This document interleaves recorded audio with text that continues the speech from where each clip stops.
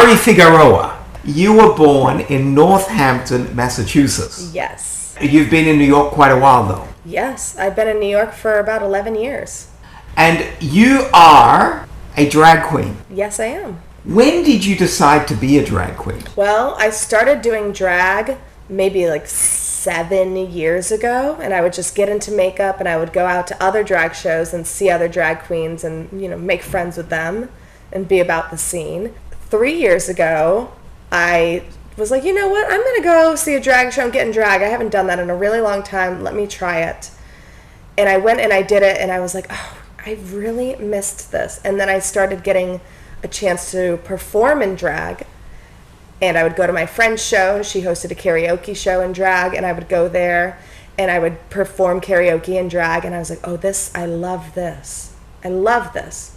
Because it was something that was different than just acting for me. And it was something that was different than just writing. It felt like I could do that all together and singing and be as creative as I wanted to be without any kind of limitations. So it was all your talents at once. Yeah. In your performances, what is the most important thing you would like to get across to an audience? Life doesn't have to be as hard as we make it sometimes, and that we can have fun. So the fact that you're doing this in New York, how do you think New York has influenced you? Oh my gosh, well, I feel like wasn't really myself until I moved to New York. You did study. I know that you studied. Yes. What did you study again? Musical theater. At? AMDA. And so that means that you studied to perform in musical theater. Well, for a long time, I really wanted to be an ingenue, and it took me a while to realize I am definitely a character actress. I am the funny one. The great thing about the funny actor is that they'll never go out of fashion. You're the Betty White of the future. So you define yourself as non-binary. Maybe you can explain that to people? Feeling like I am a woman, and I am also sometimes a man. It depends on the day. Sometimes I feel very girly, quote unquote, and I want to dress up and look very feminine, and sometimes I want to be more boyish. Did you struggle with that as you were growing up?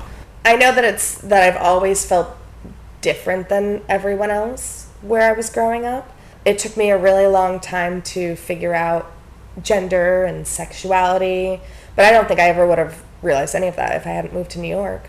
Well, New York is the plethora of people. It's a spectrum of everybody, so you're faced with difference, actually. Yeah. Well, I feel like in New York, you have the freedom to be 100% unapologetically yourself. That's a beautiful freedom. That's the beauty of the place. What would you advise when you first came? Oh my goodness. The Ari, Ari wow. of 11 years ago. Oh my goodness. What would you tell her? Oh gosh. I would tell her that she's going to learn how to be independent very quickly. New York is a city where you have to learn how to take care of yourself and be independent, and it really is somewhere that you have to survive in. You have to learn how to survive because it's not a cheap city, so you have to do what you can to be here if you really want to be here.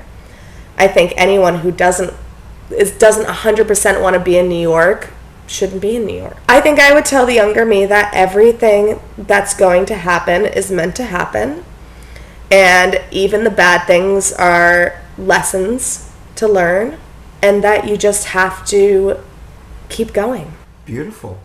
And do you think the younger you would have listened to the older you? I think she'd be very confused. This little musical theater person who thought they would be on Broadway at some point would be very surprised to meet me. Do you think she'd be delighted, or would you be so surprised she'd be shocked? I think she'd be shocked, but intrigued. Because it's the intrigue that got you there. Yes. But I am still just as dramatic as I was then.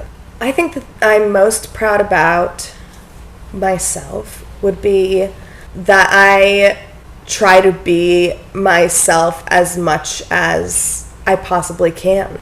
And I think when I was younger, I was always trying to be someone else. How old are you? I am 29. I will be 30 in September. All right, so you're not exactly ancient. COVID taught me that it's very important to take care of your mental and emotional health. in your head as well as outwardly. It gave me at least an appreciation for life to be grateful. Thank you, Ari. I think that's encapsulated life, maybe.